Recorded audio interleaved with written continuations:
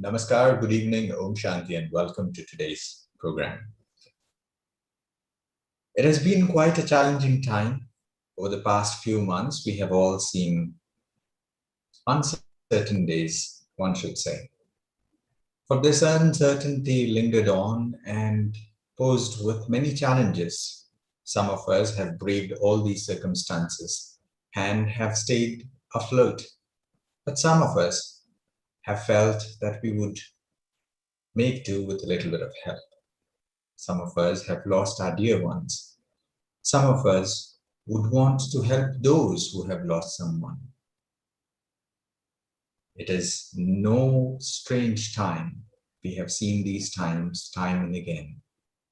And yet, today it is one of the most challenging times that we as humanity as a whole face. Because for the first time, we all as one world family face the same situation.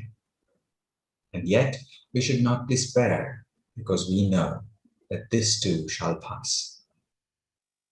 Today, we bring this special seminar, a workshop, a question-answer session to better understand what does it mean to grieve? What does it mean to cope with loss? This is a small effort by the Brahma Kumaris, Mount Abu, and the Global Hospital Research Center. This initiative is to offer a small hand-holding moment, a moment to say that we are all there together. Whatever it is, we'll all get through this. Today, we have our experts who will enlighten us. They are here to help us to cope up with things that we all feel are part of our lives, but yet find difficulties in dealing with. Today, we have an acclaimed psychologist, Dr. Sujata Sharma, who is joining us all the way from Delhi. Dr. Sujata, welcome to the program. Thank you. And we also have one more specialist who's also a psychologist, a young friend who is here to offer help to those of us who feel that they are young in the body, but at the same point of time want advice from someone who they feel that they resonate with. We have Sister Manju, who's also a psychologist joining in. Sister Manju, welcome to the program. Thank you so much. As more and more people join in, we will have more and more questions coming. To start with, there are a few instructions that I would want to pass on to our friends. This program, this event, is the first of a series of 5 events that would come further. The first event is a question and answer session where you can ask anything that you would want to. It is more to give an overview of what grief is and how we should deal with it. Maybe a quick tips. But for those of you who are grieving personally, someone whom you have lost in your own life and you would need help or support or tips or just some information that can help you, these sessions are designed for you. Our specialists here will take it further from here on, and in the next 4 sessions, they will provide a personal one-on-one interaction to you. These could be group sessions where there will be workshops where you can all participate and take benefit from. Starting from today's program, you can all ask questions that you would want to feel that this is something that I have been holding on to myself and this is something that I seek answer for, and our experts will give their opinion on it. So let us begin. If you want to ask something, you can always write those questions in the chat box here. And those of you who are watching this program on YouTube, you can type your questions on the comment section on YouTube and we will read those questions from there as well. If you feel that if you have a friend or a colleague or someone in the family who is grieving at the moment, you can always bring them in.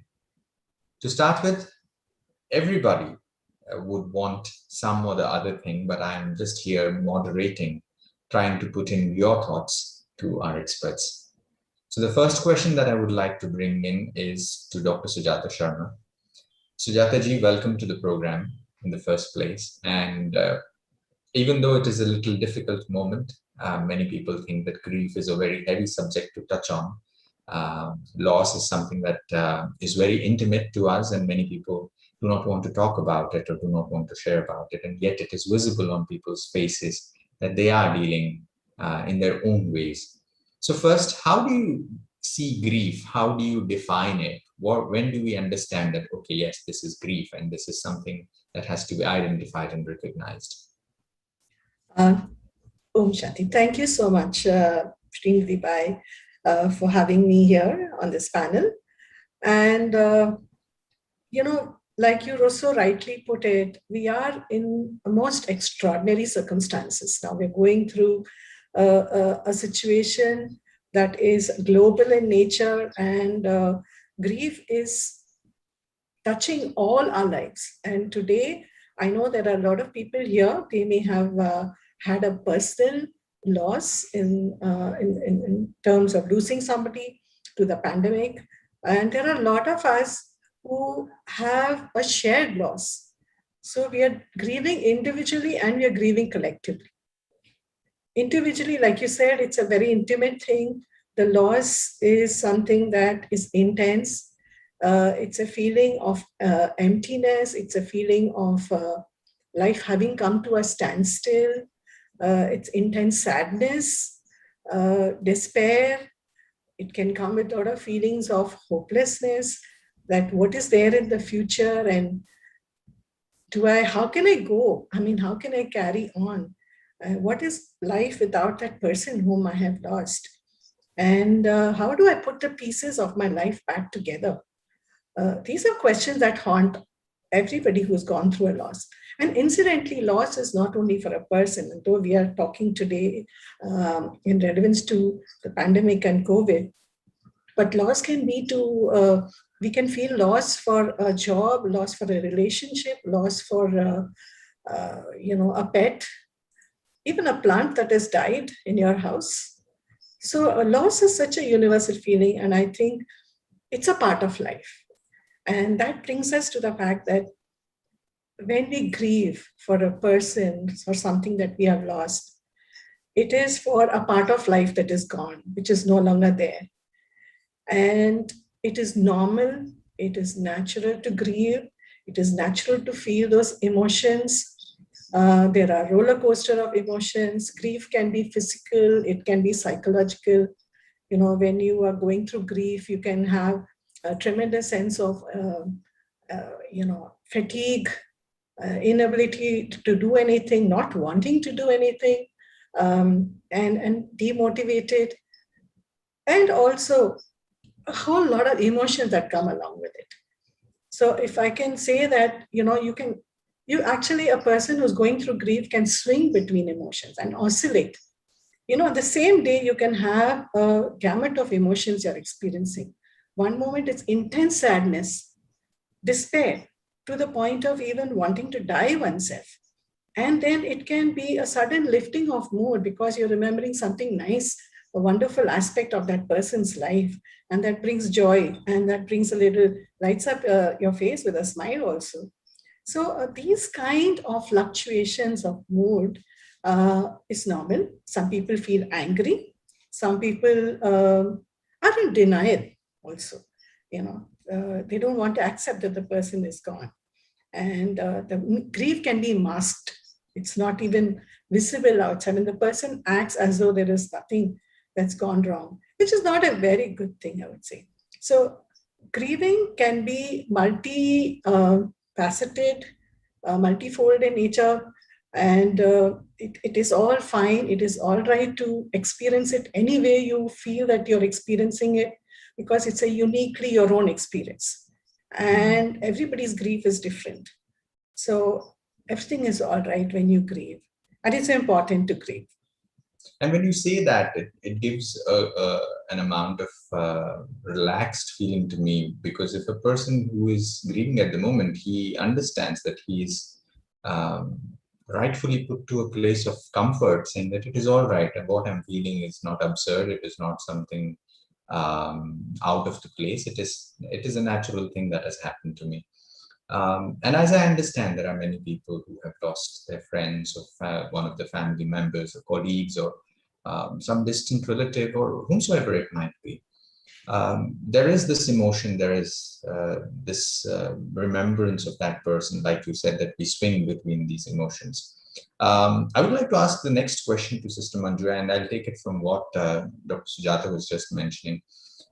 Sister Manju, the question that I have is, sometimes people experience physical changes. Suddenly you feel, I don't want to eat anything, my hunger, my appetite is lost. I don't want to do anything. Suddenly I feel sluggish. I want to sleep and just sleep over. Suddenly some people start losing weight. There are a lot of things. Physically, you are seeing these things happening. So is it clinically viable? Do you see this in your profession for many people? Is it natural? You're on mute, Sister Manju. Can you unmute yourself? I'm sorry. Okay. So grief itself has a lot of emotions. Okay. So during the period of grief, it's quite natural to have these kinds of feelings of loss of appetite, sleep disturbance.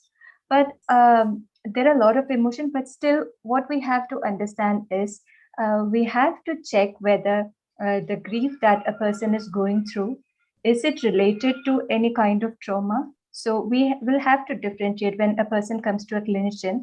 We'll have to differentiate whether it's a depression, kind of clinical depression, whether that person has gone into clinical depression, or the grief is because of any traumatic incident, has it gone to a trauma level, or it's just a normal kind of grief.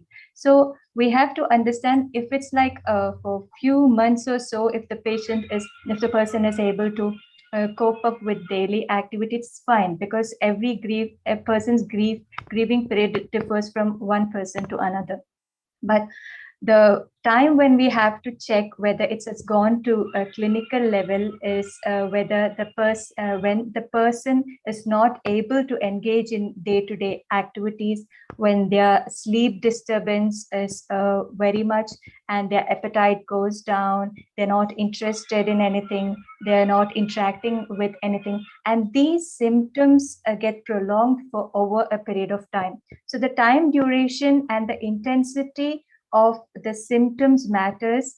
Otherwise, grief itself has a lot of emotion. It's a roller coaster of emotions. We say we have like heave, we have dips, and sometimes we have some complicated kinds of emotion, and sometimes we have a period of joy also. So grief itself has a lot of emotion, but the thing that we have to differentiate is whether it's trauma kind of related grief, or whether the person has gone into clinical depression, or it's the normal kind of grief. So the intensity and the duration of which matters. Yes, thank you so much, Sister Manju. That was insightful when you say this, that these are different things that happen. And on the period of this journey that we all want to navigate ourselves through, this is quite common to happen.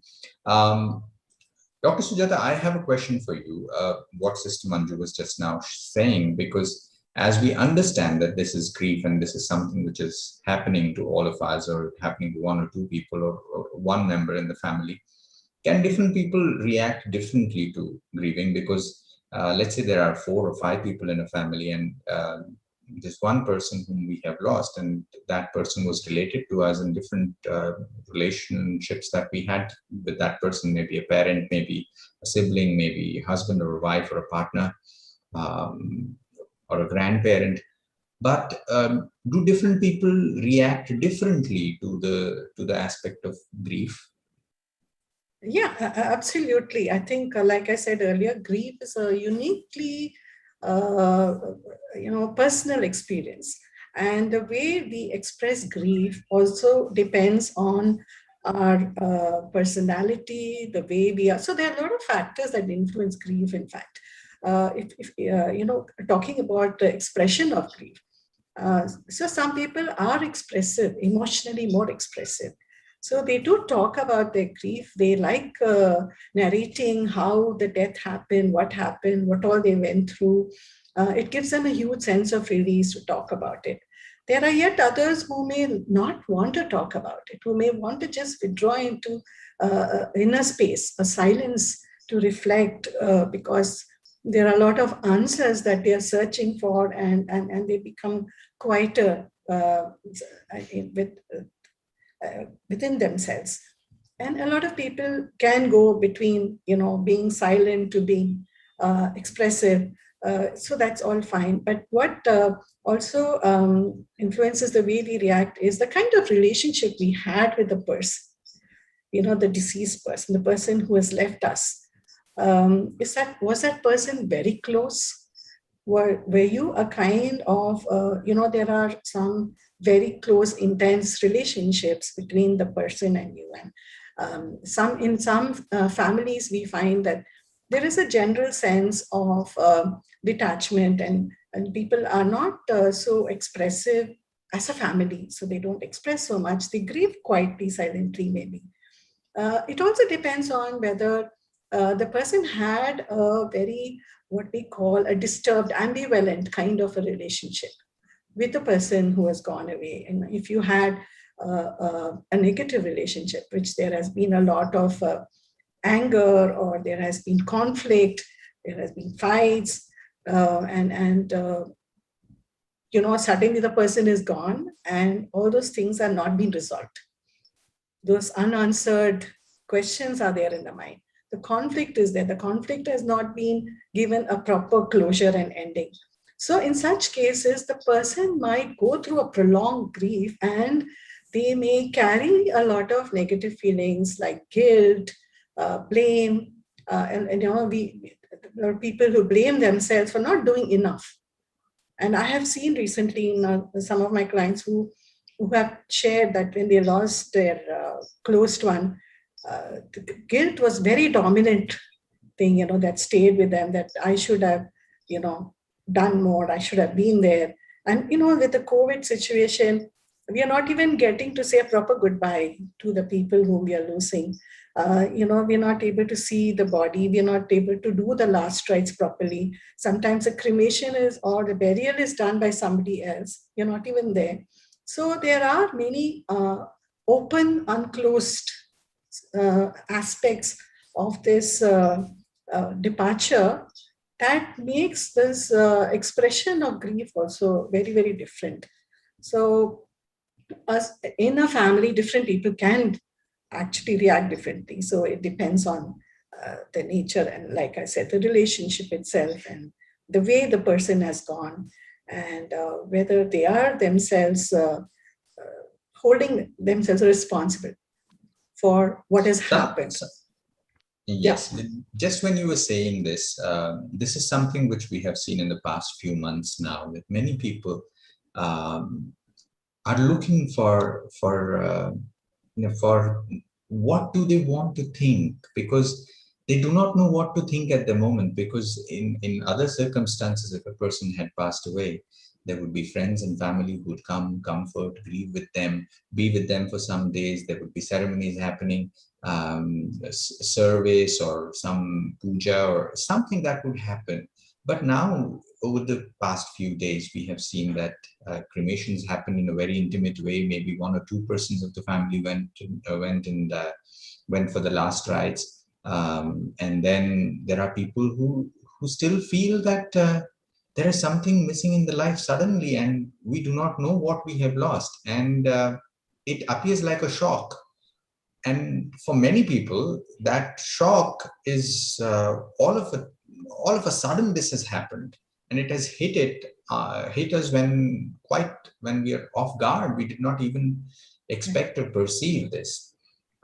So what would you say to those people saying that they do not know if they should start grieving at the moment, because they are literally they are in unknown territory. They are totally startled by what is happening around them.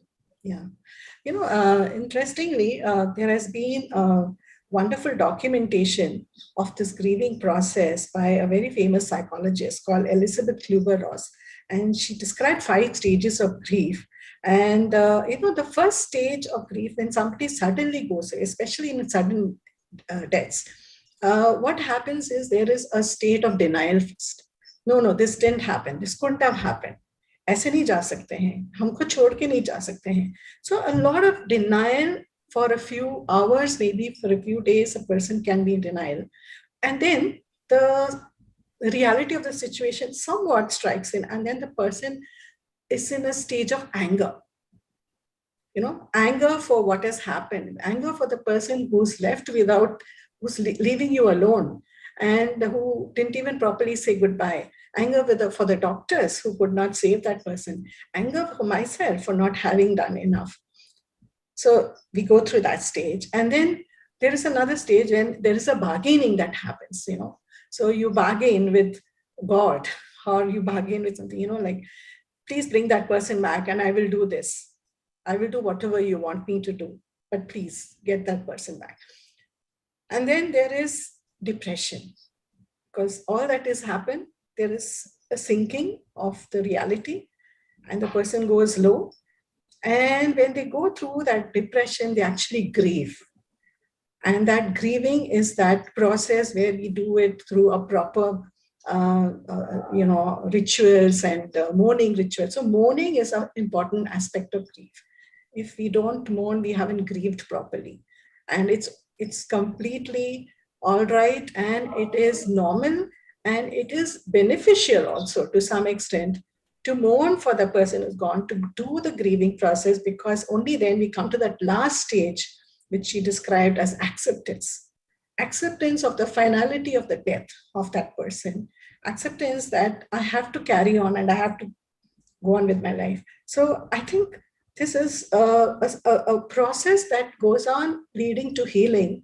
So grieving is something that we all have to participate in, and the rituals are meant to do that.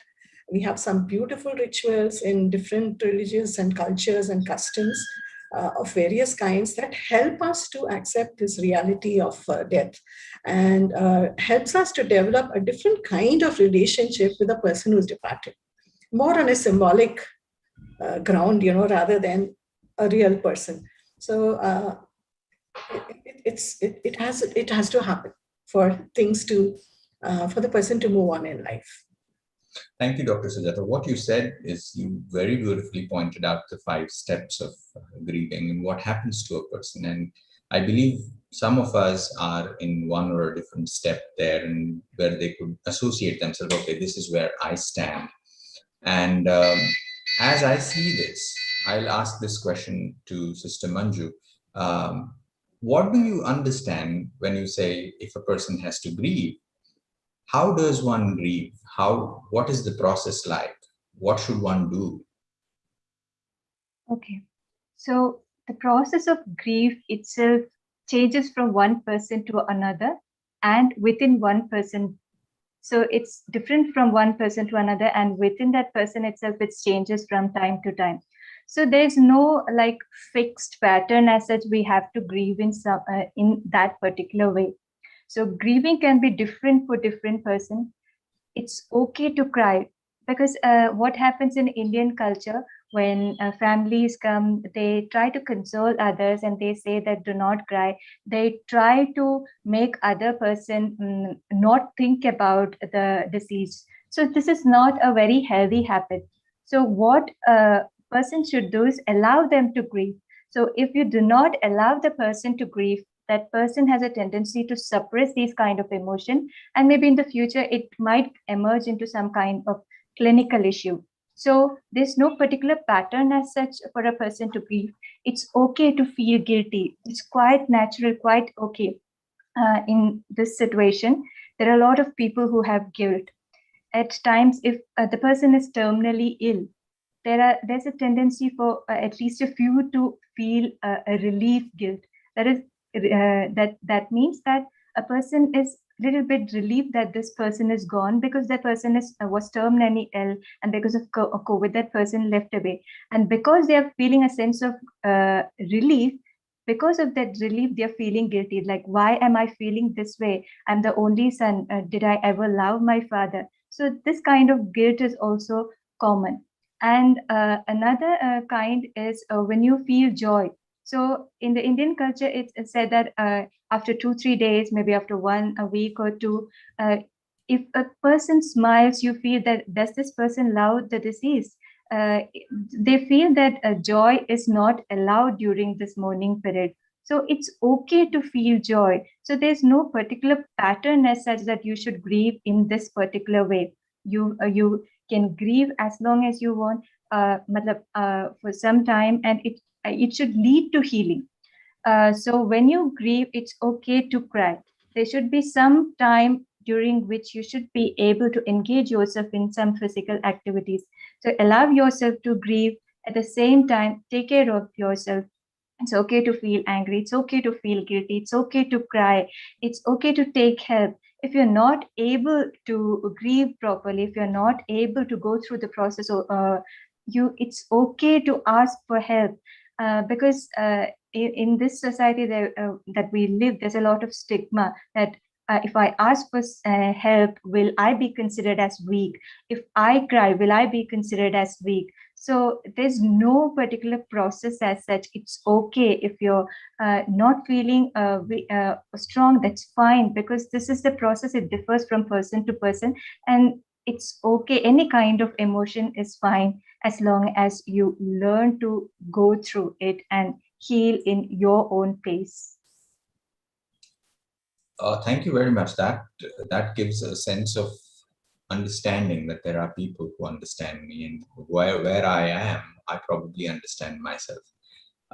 Friends, if you would like to ask questions, you can put in your questions in the chat box and I will read them through, and our experts will answer. I would like to take the first question that has come in. This question comes from Avni. Avni says that one of my closed ones recently lost his grandparent, and he was very close to him. Though I have been in this situation 2 years back when my father passed away, but it was a different situation for me. For him, I assume it is very difficult. He has stopped communicating, and I do not know what needs to be done on my part. Either give him space or keep on communicating with him forcefully, because I don't want to make it worse, and I need to know what is right. I think I would take answers from both of you on this one. Dr. Sujata. Okay, so when a person is, like we already Manjuben said, so it's everybody has a different way of grieving, and you can alternate between moods, you can alternate between behaviors. So, but if a person is completely withdrawn, is not communicating, and we don't know whether it is because the person wants to be left alone, or he feels too hopeless and too empty and too distressed to even talk. So that's the first thing I think, somehow if we could find out. So what you can do, Avni, is that keep in touch. Don't stop the channel of communication, even if he does not reply. You can always send messages if he doesn't take the calls. And send messages which are saying, I hope you're feeling better. I hope you're, are able to talk, and if I'm there. So giving unconditional support of being there for that person, having that care and concern that is expressed, that I am always interested that, you should, be able to talk about it, and it's okay to talk. You can say anything that you want to. If you feel that I shouldn't say, I should step back, I'm willing to do it. So I think what we need to do is to try and be sensitive, empathetic, and find out what the person wants. And we have to keep molding ourselves, I feel, from time to time. If the person lets you in, go in. If the person wants to shut you out, step back. And keep doing this process till that person gains confidence in understanding that you're really there. You're not disappeared. You haven't walked away because he shut you out. That's a very important aspect. Manjuji, could you add something? Yeah. The most important thing is when you see such a complicated situation, we want to help them in whichever way we can. And at times we want to help them in the way we think is appropriate for them. It need not be the case. like Dr. Sujata said, it can be a clinical issue, like it can go to a clinical issue, or it can be that person wants to be left behind. But the thing is, the most important thing a person can do at this time is to be with that person in whichever way possible. Whether if you can't be with that person physically, you can just check with that person. Are you all right? Are you eating properly? So that non-verbal kind of gesture can have a little bit of impact on the person. Dr. Sujata put it very rightly. So that can be done. And if the situation goes for longer period, that's when we should be concerned. Thank you so much. When I say these things matter to us so much, because all of us are dealing with different things at different ways, and we all want to help, and we all want to understand this thing properly so that we don't make any mistakes. Because in the process of helping, we do not want to cause more harm than what we actually intended to. And that is the reason why we are here, because we are gotten all of you together. Dr. Sujata comes with an experience of more than 30 years in this field, and she has dealt with so many cases, and she has heard and guided so many of them. Dr. Sujata, there is one more question, and one of our friends, Atul, asks this question, seeking for closure, because you said that accepting is the final step of grieving. And you said that it is important to grieve because it gives a proper closure. It gives an acknowledgement saying that, yes, the person has passed away. Our relationship with that person, whatever that was, maybe a residual emotion that we had of maybe angst or fear or of gratitude, or maybe we wanted to thank them, maybe we wanted to tell them that we loved them so much, or maybe we wanted to seek forgiveness from them for our mistakes. All of those things, that emotion seeks a closure. So Atul asks this question, that seeking for closure is the ultimate stop that leads to healing. Is it the ultimate stop, seeking closure? That is a question that he asks, and he adds on, what if the closure that one is looking for doesn't come through? In this aspect, how one should handle this?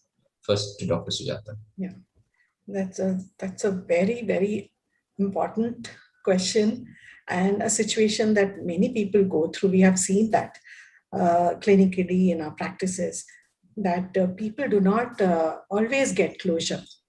Like you said, Srinidhi Bhai, that there are times when you want to express your love, your gratitude, you want to express your anger as well. Sometimes you want so many things, unspoken things I've left unspoken at the last moment because of the suddenness of the passing away. So at such moments, I think what we can do, there are two things. One is emotionally for ourselves. It's important to not be very harsh and self-critical with ourselves, not to blame or go into a guilt zone where you feel that you could have done this, you could have done that, and you haven't been able to. So if you haven't been able to, there is a way you can do it in a safe space. You can write what you want to say as though you're writing a letter to that person. You can write it out. You can write a diary. You can write a note every day to that person, describing or expressing, putting in words what you feel, because that helps you in a way. It gives you a sense of relief. It's a sense of having expressed what you wanted to say, even though that person is physically not in front of you. I'm sure that somewhere those vibrations, those energies that you are sending out, whether you want to apologize, whether you want to thank, everything can be expressed by writing it down and sending a letter. You don't have to post it. You can create a email ID which is just going into that box and send an email to that person every day. You can write it as a diary. Writing always is a much better way of expressing, because when you're using your hand, your mind, the coordination, that helps you to discharge emotions better. So you can give closures that way. The other thing about closure that I want to add is that closure to the spirit, that person, the soul that is gone away.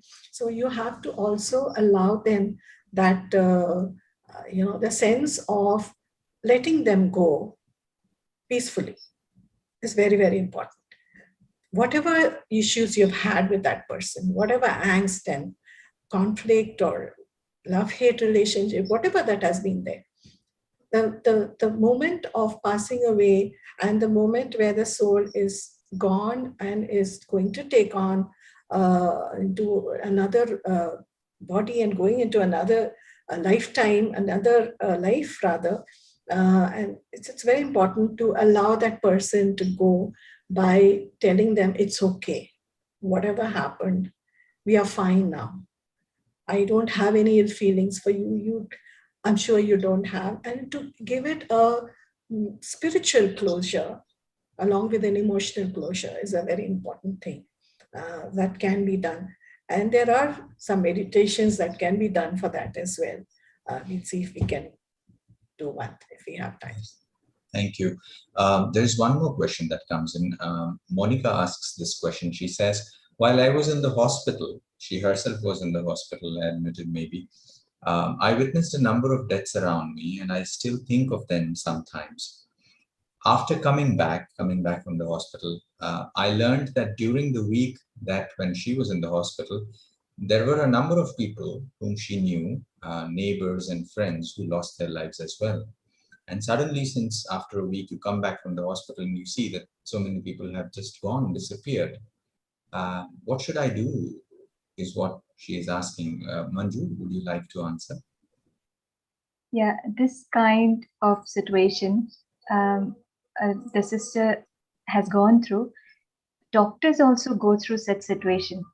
It's also called as disenfranchised grief, during which they're not able to process. They see so many deaths day in and day out. They're not able to process the concept of death that they're seeing in a day.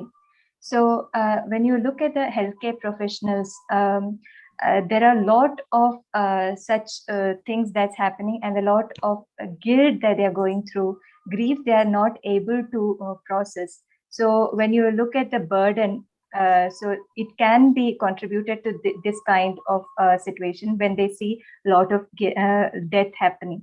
So in that sister's case, I think you should give yourself the time. You should give yourself the time, because the situation itself is such that it's a pandemic. You should be able to understand that what is in your control and what is not in your control. So this thing helps a lot, because the nature of the pandemic itself is that pandemic and the consequences, lot of the things are not under your control. So being compassionate with yourself and trying to understand, even if you want to make a change, there are a lot of situations which you cannot change. So trying to look inside and check what are the things which you can do and bring about change, what are the things which are under your control, and what are the things which are not under your control, and accepting the fact about the pandemic and the consequences, and coming in terms with it, and coming in terms with what is under your control and what is not under your control helps a little bit, because the pain that you see, it's that person's alone. Like even if I say that I can understand your pain, there's an extent to which I can feel that pain. So everyone goes through different kinds of emotion, different kind of pain. So trying to be grounded in this situation and feel and understand that there are certain things which are not under my control, and it's okay. Being okay with this fact will help a lot in various situations, not only this. Do you think that it is also important to say these things to myself, that when these thoughts come to me, am I allowed to say, okay, it is all right, this has happened? Is saying that to myself, will that help?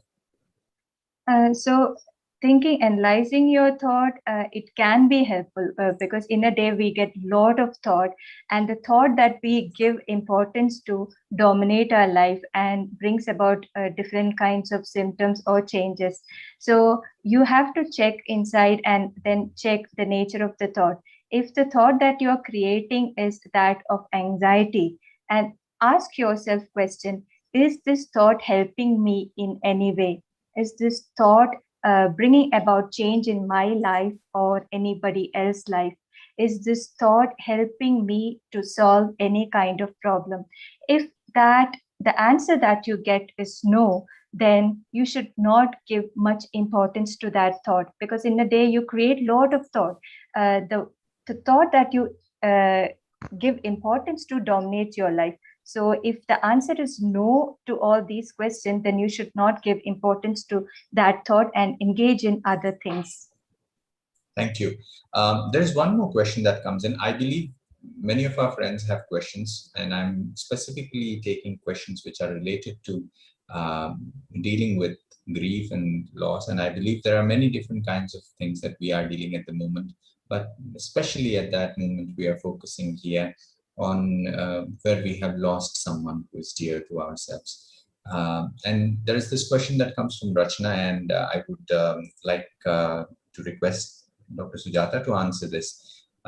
She says that how to explain to others who lost their loved ones, even if we have understood ourselves, I have understood it, but somebody is in the family, they are grieving, they do not know how to deal with it. How do we explain it to our loved ones who are around us?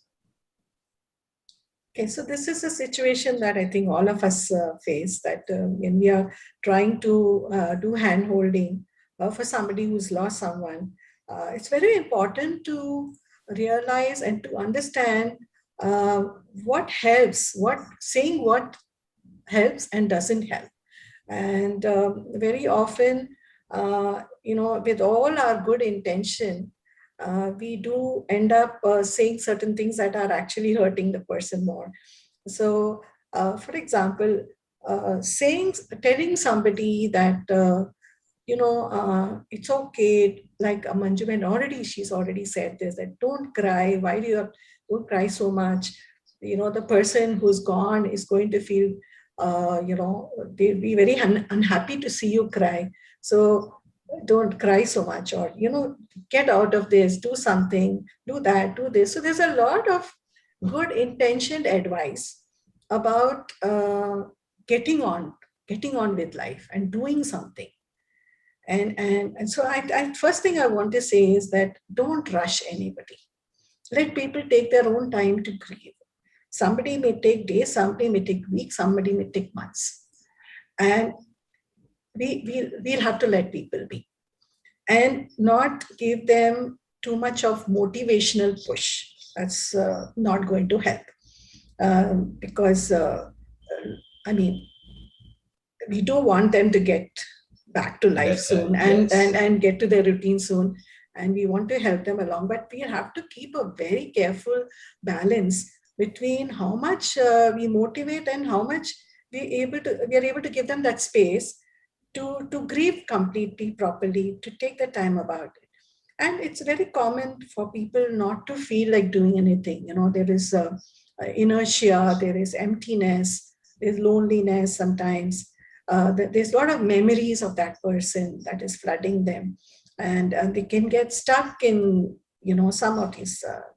So to help them, they can just be around with them, sit with them, talk to them, but always be mindful of not pushing them too much and making them stop the grieving or get on with the grieving process quickly. You were saying, Dr. Sujata, about some person might take months, some person might take weeks, some people might take years.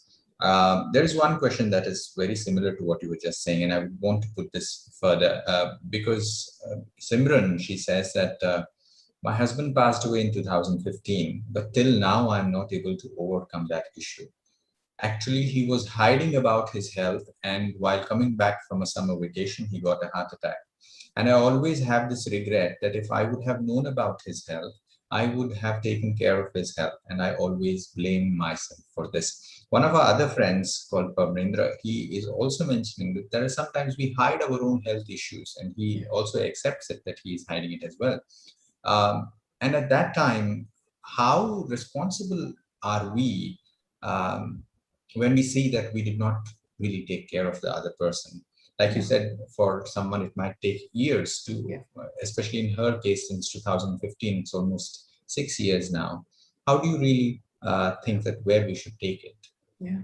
So, as a clinician, we distinguish between normal grief and complicated grief. Normal grief is something that takes, let's say, 6 months to 1 year. That's how long it takes for some kind of closure to happen, which is why we find many of our mourning rituals also. We know after 1 year, we have the 1 year closure of that ritual. Barsi karte hain. Or there are certain things that happens at the end of 1 year, and you're allowed to do certain things after that. So there is a logic and meaning for that. But anybody who's mourning for a person, grieving for a person beyond, and is not moving on in life in the sense that they have not picked up their routine, they're not working. Manju talked about the dysfunctionality. If their life has come to a standstill and they're not able to find joy in anything, they're not able to connect with people, they're socially withdrawn, they have no interest other than, if all that is also happening, then probably that person is in depression, and that person needs to understand it and needs to seek help. And going to a counselor, a psychologist, a psychiatrist, whoever she feels comfortable with, she should go and talk. She should go for some therapy, I feel, because there are those closure issues which have not been addressed properly. Of course, I think she's blaming herself too much for whatever has happened, because the husband didn't reveal the nature of his illness or anything, and the suddenness of the death probably just made her feel completely helpless. So helplessness, hopelessness are two things that are very common in depression also. And if they're continued for more than 6 months or more than a year, I think she needs some professional help, definitely. And like again, Manju said, realizing that what is in your control and what's not in your control is a very important aspect. People coming into this earth and departing from the earth are definitely not in our control. Especially, leaving the body and passing away is definitely not under control. So in such circumstances, we cannot go on blaming ourselves and be so harsh and discompassionate with ourselves and holding on. So in a way, I feel this lady, she needs to let go. She needs to let go of the blame, the guilt, self-blame, self-guilt, and the person is gone. That person, her husband, is in another body. I think we all believe in the transmigration of the soul. Most of us in India, in Eastern cultures, do believe, and he's already probably flourishing very well in some other place, in some other part of the country or world. And I think she needs to give closure by releasing that person. In her mind, that person has been released, but in her mind, she's not released. And I think that would help her to get closure. If she's still struggling with some of the things that she needs to, deep emotional issue, I think she should go for professional help. Thank you, Dr. Sujata, because this is also one of the important aspects, that because many people do not understand when should they seek out professional help, because for many of us, we all understand this is a natural course of life, and life and death happen, just like when you mentioned that these are things beyond our control, and this happens to everyone. It is just the nature of the events that have unfolded in the past few months and in the last year has made us all rethink and check where we are. And one of our friends says that, Surya Jaiswal, she says that, is it possible for an individual to get insensitive towards grief of others if they have already faced such situations in their personal life? Manju, what would you like to say? It is possible, because that person, if that person has gone through a loss on her own, and if that person has not processed it properly, such kind of behavior is normal. So it's important for that person to process that emotion first. So it's very important to feel what you're feeling when you lose someone. So as I said earlier, you should allow that person to feel whatever emotion that person is going through. If that doesn't happen, maybe in the future, this kind of insensitiveness, or it can go to different kinds of other complications as well. So the way to work through grief, first step is to feel what you're going through. Feel the emotion that you're going through, whether it's crying, whether it's guilt, whether it's blame, because it's a natural process. As someone said, you have this blame. So these are all the natural process that happens in the phase of grief. So feeling these kinds of emotion is important, because you cannot move out of the situation. You have to move in or move through. And it's really important that you feel the pain, because you cannot take that pain away from that person. This is the process that you have to go through, going through pain and then coming in terms with it. So going through pain and having a closure doesn't mean that you end a relationship. Its closure is not about ending a relationship. Their love will always be there. So the love that you got from the loved one, you take it with you and multiply with others. So in that sense, the love is always there. That means that person is always there with you. It's not about ending by meaning of closure is not about ending a relation. It's about not feeling coming in terms by reducing the pain that you had in the initial phase. So it's normal for that. You have to feel whatever emotion that a person is going through in the initial phase. So it's really important that you feel these emotions. Yes, Dr. Sujata would like to add something. Yeah, I mean, I just going back to what the lady's question was. So, and also relating to what Manju has said, I think it's very important to celebrate what the person was about, rather than the fact that, okay, he or she's not there anymore, which is a physical fact, which is a physical reality we accept. But the guilt, the blame, and all that will also get resolved when you go into reminiscing and staying with the good, vibrant, positive, wonderful memories you shared with that person.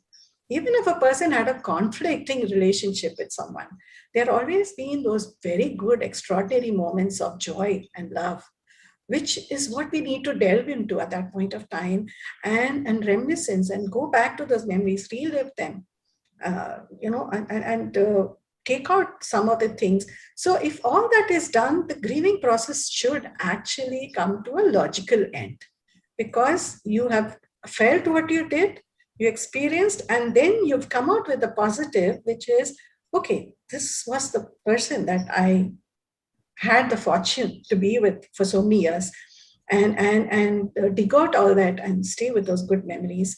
The closure will happen.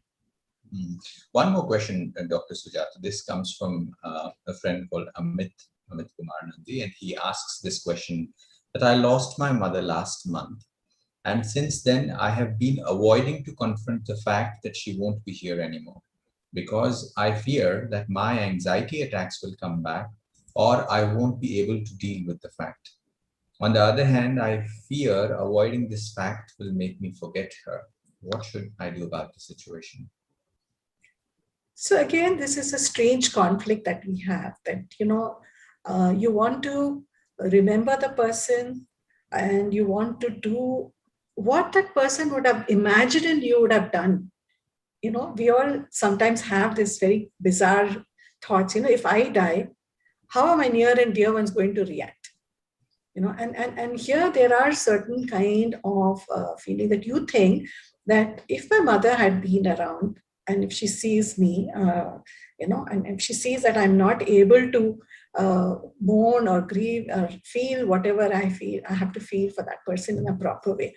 So the anxiety comes from the fact that I miss that person.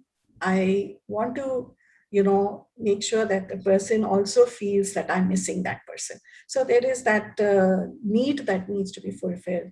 And it doesn't matter, actually, it doesn't matter that what the other person may expect you to happen. It's what we think that is going to make that person happy. So there is something that we need to do from our end. And if anxiety is there about what the mother would have expected, I think and go back to the memories and go back to what the mother would have liked him to do, and he should pick up those things and share it, or with, he can talk about it with other people, he can do some of the things the mother would have. So I think the anxiety that he feels would definitely come. I don't know whether I understood this question properly, sorry, because in between it's just this point saying that sometimes, because he already has an anxiety issue that he is facing, and now he feels conflicted whether he should confront the issue that yes, my mother is gone. And his question was, you have partially answered the question when you said that his fear is also about his anxiety coming back to him, and the second part was, if he tries to avoid this confrontation, would he forget his mother? And you said that he would not, because they are part of your life and they are your loved ones. Just because when you were saying this, I would like to add on to a very simple question that also came in, because you were saying that reminiscing the old memories, of good memories of the times that we have spent together. Anjana Dharmani asks this question that when we do that, when we remember good memories, won't the sad memories also come back to us? Yeah. Why not? Yes, very possible. And what's wrong with having some bad memories or some little unhappy memories coming with the good memories? It is what we want to choose to focus on that's important. I mean, if we look at our brains, I mean, it's a storehouse of memories. There are literally thousands and millions of memory bits in our brains, and every experience is stored with the positive, negative, and every aspect of it. So if we try to reminiscence and we are coming up with some positive and some negative, that is just like life, I mean, it's all positive and negative. So I don't think we have to run away from it. I think we have to have the honesty to face it and feel that it is okay. I mean, all relationships are about pluses and minuses, ups and downs. So even memories will be that way. And it is okay to get some negative memories, but we choose to focus on the positive. That's where we have agency. We have that power and the thing that, okay, I'll be putting this aside. I don't want to think too much about this because that will, keep bothering me. But I will focus on those good things, on the good times that we had. So that way we can choose to, feel better by focusing on the positive. Thank you. There is one more question that comes from Lillian Miranda, who's watching the program on YouTube, and she asks, what about shame? When someone is sick and you regret certain decisions you took, and I believe we've already spoken a little bit about it, about this aspect that, if we could have done a little more for them, if only if I had an understanding of what sickness that person had or a disease that person hid away from me. Especially during these times when people were short of oxygens and beds in the hospital, many people carry this guilt that maybe I could not do enough for them. Manju? Yeah, so guilt is also one of the common kind of emotion that we face. There are like two types of guilt. One kind of guilt is you engage in some kind of prosocial behavior because of guilt.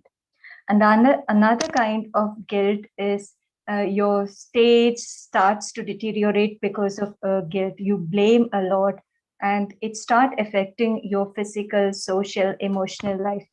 So we do not want that kind of guilt. Little bit of guilt which helps that person to engage in a prosocial behavior, that is, I feel guilty that I did not do so and so things to my father.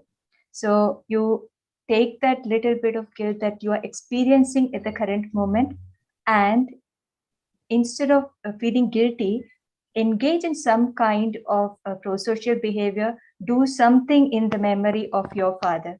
So that will help you to relieve a little bit.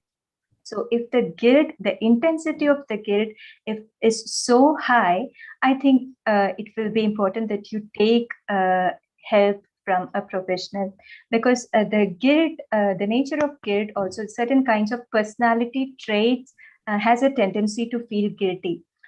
One who takes a lot of responsibility on their self, if they have the habit of taking so much of responsibility which is not required, a perfectionistic kind of personality traits tends to have so much of guilt. So if the intensity of guilt is so high, we'll have to explore further what are the kinds of thoughts or cognition that the person is going through, and we'll have to work on it one by one. So the professional help will help that person if the intensity of guilt is so high. If it's little bit, then engaging in some kind of social activities in the memory of that deceased one will help a lot.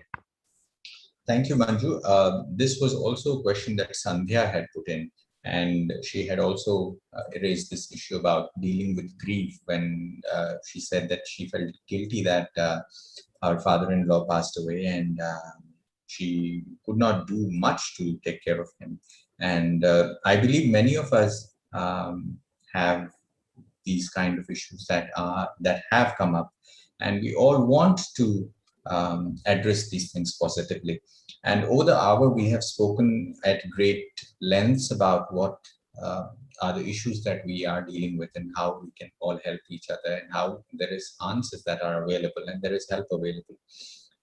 Over the next 4 sessions that might happen probably next week or over the weekends, or however you would want them to be planned, because this is a program for you, for people who would want hand-holding. And it is not that you are in need of help. Sometimes even when you are in need of help, by just sharing what you feel like might help the other person. So it is important that we as a community offer help to each other, and the Brahma Kumaris and the Global Hospital have brought this initiative to you. Our experts would be there with you for the next 4 sessions. And just to help us plan, if you want these workshops where you want to have a one-on-one or a group workshop session, please enter your contact information, your name and your phone number in the chat box here, so that we will get in touch with you at the earliest, and we'll let you know when we plan the next session where you can be part of the workshops. So all you need to do is write your phone number and your name in the chat box, and we'll get back to you at the earliest. And just as I was speaking, that it is important to, as a community, to share, as people, to share our stories with each other, so that it gives so much of support and help to each other to understand other person's perspective. And one of that has come in from Monica. Monica writes that I lost my 21-year-old son 15 years ago, and I felt guilty that I pampered my younger son. I felt guilty if I pampered my younger son because the elder son is no longer there. As years went by, my finances improved, and for a very long time, I would have to wait for him to come back, hearing sounds and seeing someone who looked like the son who had passed away. I always liked to talk about him, and I felt that it kept him as a part of our family, while my husband and my other son, the younger son, would not want to talk about the person who had departed. It was as if he had never been part of us. My son had just passed his class 12, and his younger brother felt that he had left him at a time when he needed to guide him on his career. It was a very difficult time, but I took professional help so that I could carry on with my own profession, which was as an English teacher. Even now, sometimes the thought comes that what would be my life if my elder son would have been alive? And especially at times when I have a quarrel with my husband or my other son. Many times at night, I can't sleep. I feel the loss. You can't expect anyone to understand. Now, over the years, I think of the good times and the good opinion others have of my son who has passed away. Thank you, Monica. It is so beautiful that you shared this experience, that it gives us so much of light into this heavier times when a person has passed away. We miss them, no doubt, but when we speak good about them, we have those good memories. It gives us such hope, it gives us such strength that everything is well in the end. That person can never come back, but that does not mean that we do not love them or we will not miss them. Thank you so much. That was indeed very, very precious that you sent in. So if you want to share something, or if you want to be part of the next conversation where we can all sit together, help each other, you can just write in your contact information in the chat box, and we will pick it up from there. And we will also share a WhatsApp number where you can WhatsApp as well, but just typing in the contact numbers in the chat box with your name and contact information, preferably a WhatsApp number, would help us, where we'll get in touch with you about the next session. We come to the close of the program. We have another 20 minutes on hand, and I'm pretty sure there will be a lot of questions that we have. But there are a few things that I would quickly want to ask both of our experts today. How do we deal with grief? And there are many things that each one of us have shared here. To start with, Dr. Sujata, I would have this question that I would want to put forth to you. If there are people who are dealing with grief, a lot of our lifestyles have gone haywire because we cannot go out, we are in the family, we cannot cry in front of our young children, or maybe husband or wife or a partner, or one of our parents we have lost, and the other parent who is surviving, we do not want them to see us crying. In those situations, how do we really cope up with our emotions like this? What do we really do? Few things that you would want to give us as a pointers. Yeah, thank you so much. This brings us to this whole thing of, when we say grieving is an individualistic process. So first thing is to give yourself time, even if it takes a long time. Of course, we define what is long, but if it takes some time, if it takes some weeks, to allow yourself to grieve. And I've already said, be compassionate to yourself, and do not indulge in too much of self-blame or self-pity. I'm alone, I can't do this. So I think it's important to empower yourself with thoughts like, I'll do my best. And even for people who blame themselves, if you actually sit down and make a list of all the things you did to help that person before they passed away, you'll come out with a long list. And that will automatically make you feel that I have done a lot, I have done my best. So to make, to feel that you have done your best is very important. And don't get pressurized to come back to normalcy. From expectations from family members. And do not let maybe family members tell you or what is good for you. And so, you have to listen, you have to take it in, but if you don't want to take it in as absorb it, you are free to, not be okay with some of the things. So, when people say that, you should do this or that, get on with life. So take your time over that. And it's important to maintain a routine.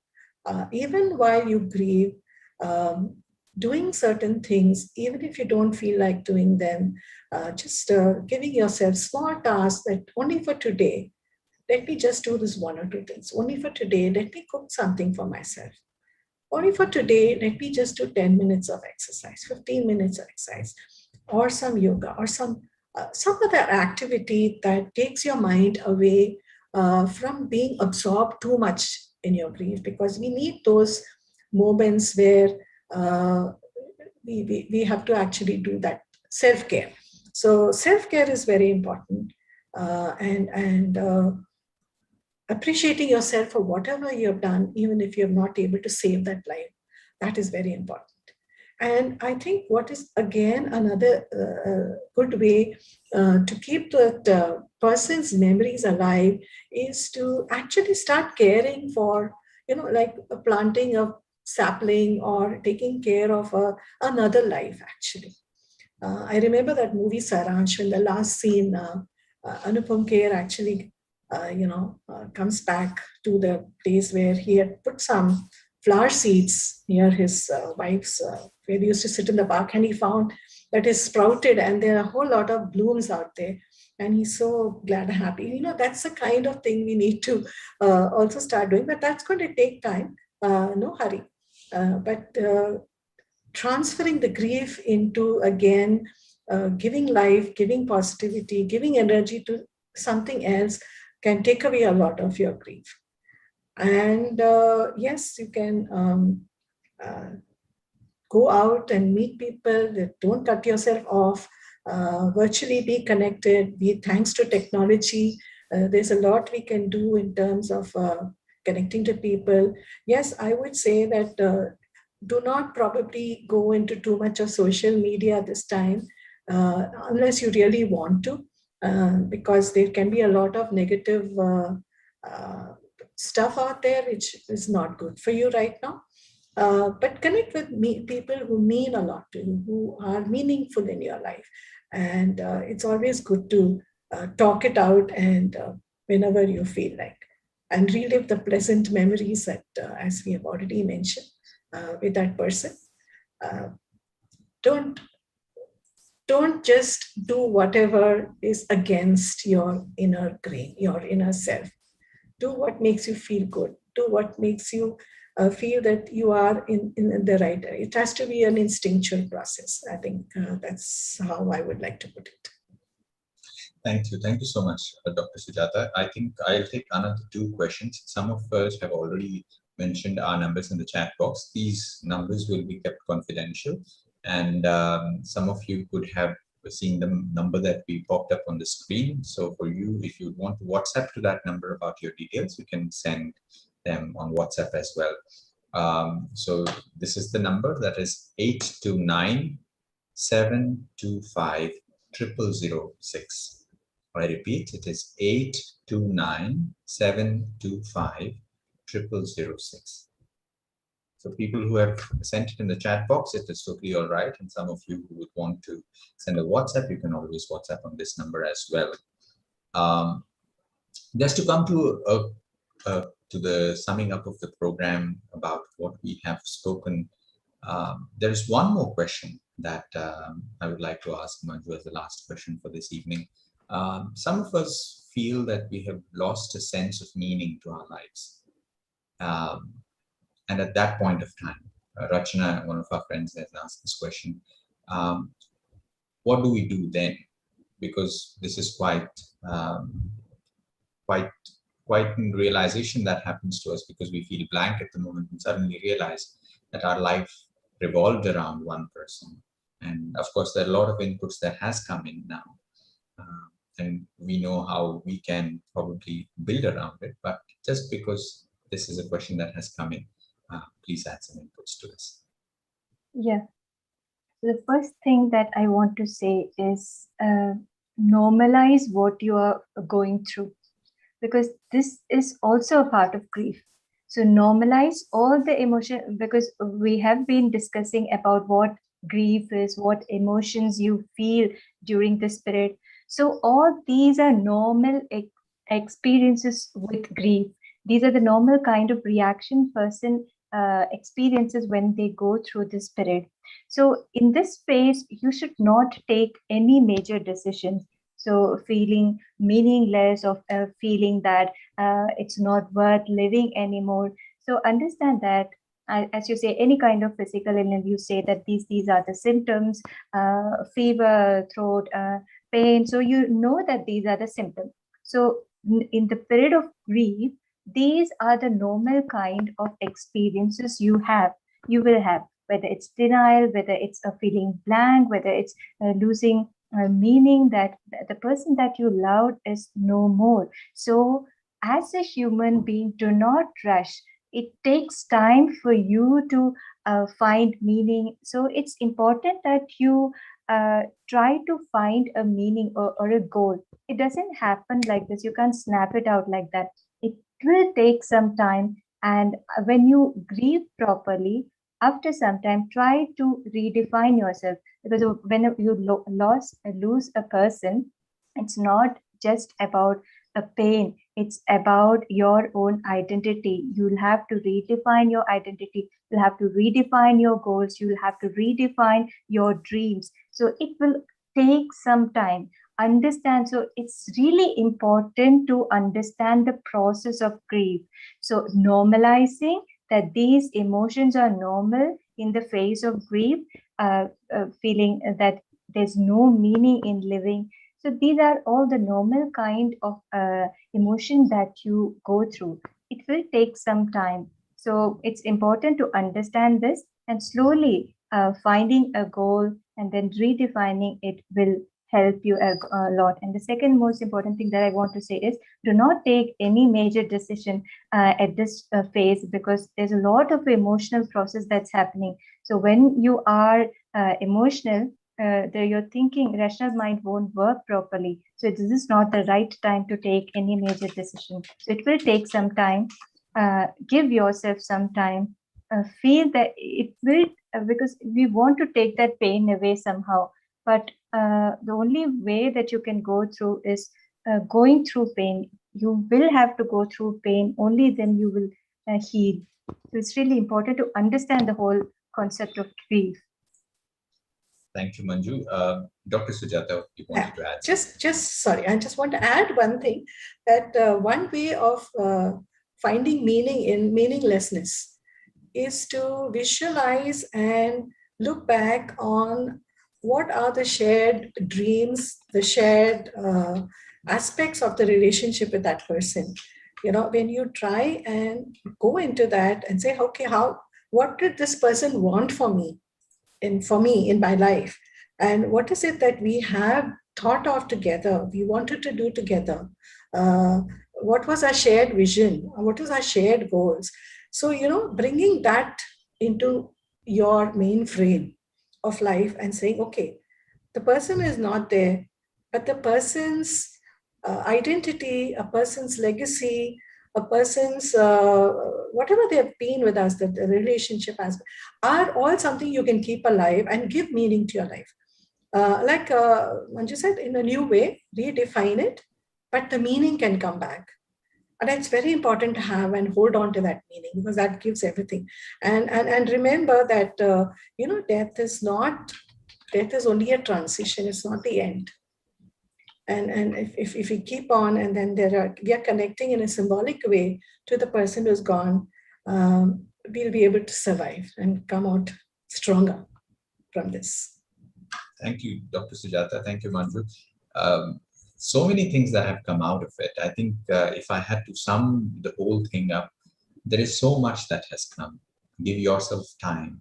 Be kind to yourself. Do not burden yourself. We understand that it is a difficult time, but having that self-love, for practicing that compassion for the self, being kind to the self is important. Do not go around blaming yourself. Do not feel guilty. Say something positive to yourself. Start saying, yes, it is all right. We'll get through this. Do not be pressurized. Take care of someone. Take care of children or elder parents who are at home.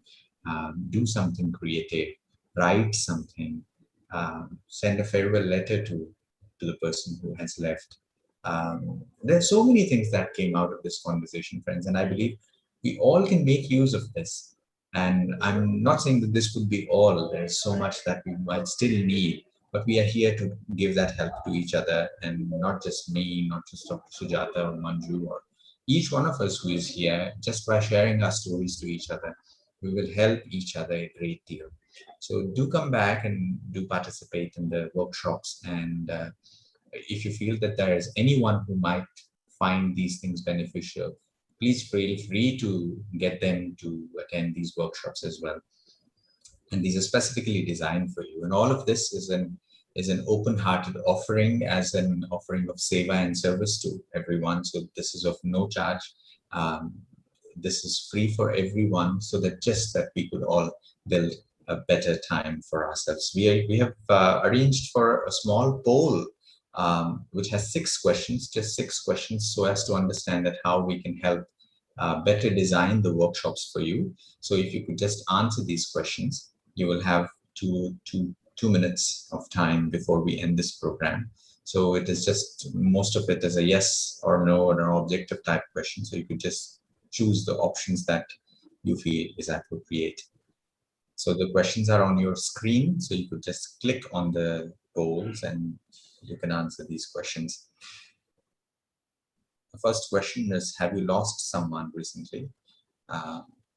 Why you specifically want to attend a workshop? You could choose yes or no. The second question is, are you hearing about people passing away around you? Distant relatives or friends or colleagues. The third question is, are you able to cope with loss?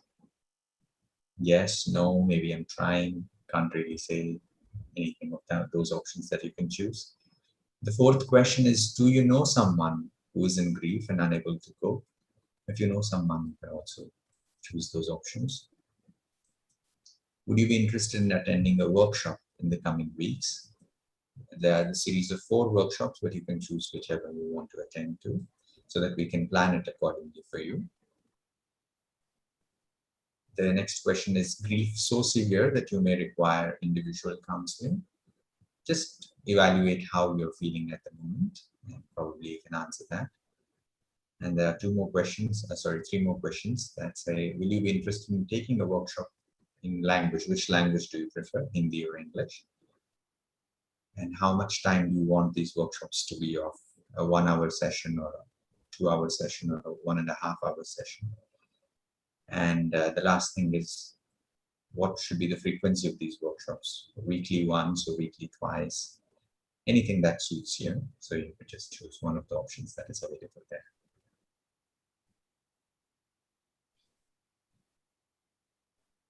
It is important that you answer all the questions.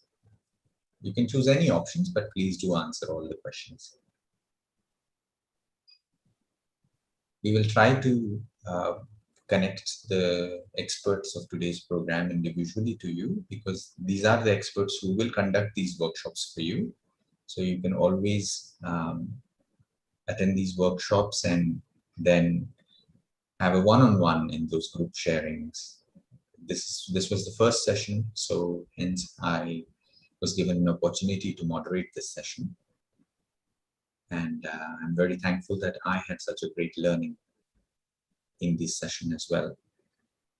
As a radio jockey, I have been hearing about many people losing their loved ones, and people calling up on the radio and wanting to play songs.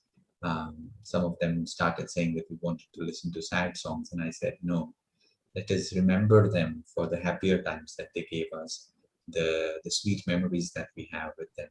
And suddenly the whole vibe changed. And even though we are grieving, it does not mean that we have to be sad.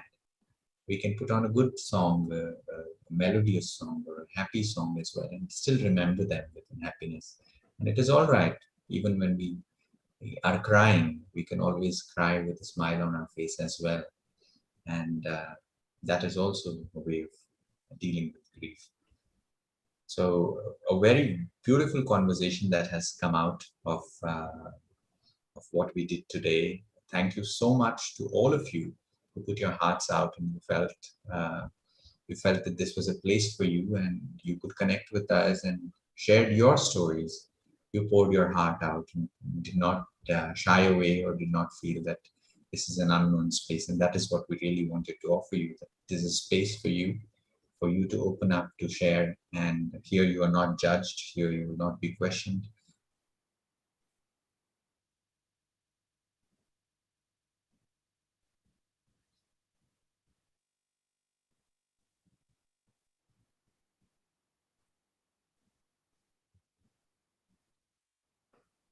I think we have lost Srini.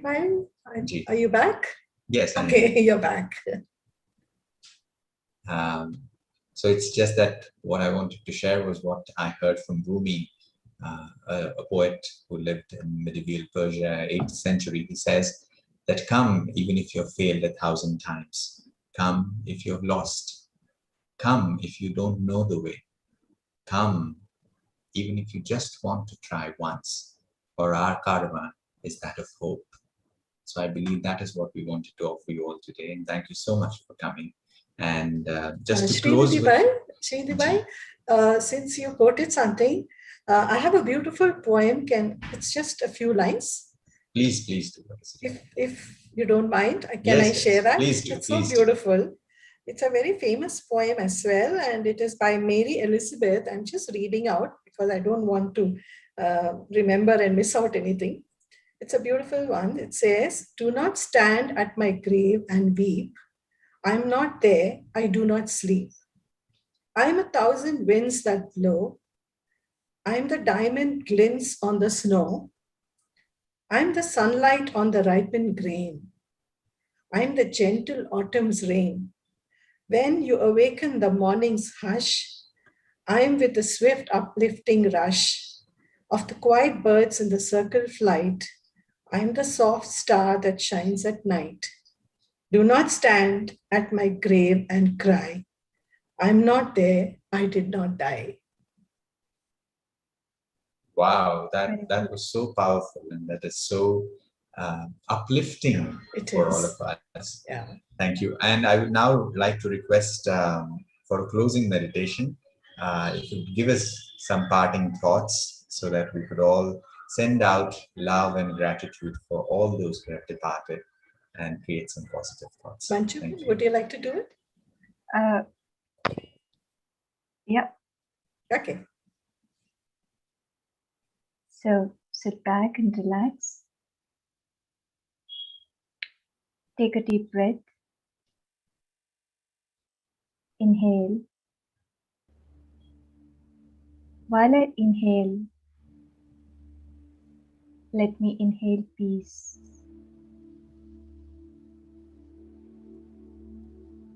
And while I exhale, let me exhale all the tension, worries, difficulties, guilt, blame, uncertainty, everything that I want to let go.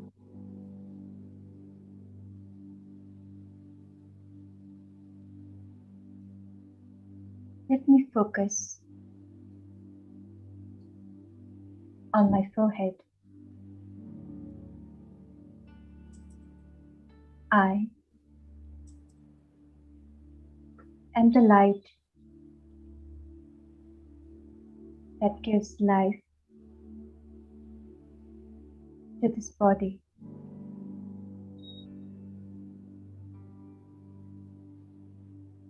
I feel relaxed.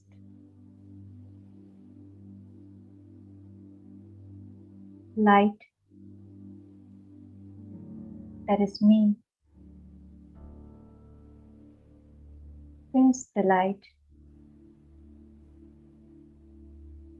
in the body.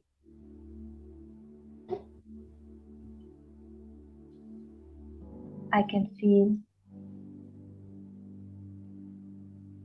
the light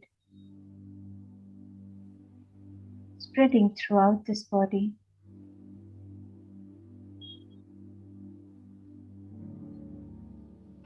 I'm letting go of all the worries, all the blame, anxiety, stress. I allow myself to fill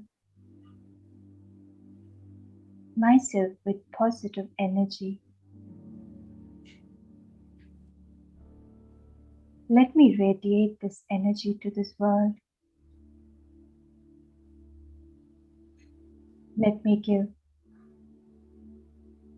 hope and energy of healing to the world. I wish that with my light, I take away the sorrow from this world. Let me constantly spread the light wherever I am and be the light in others' lives. Om Shanti.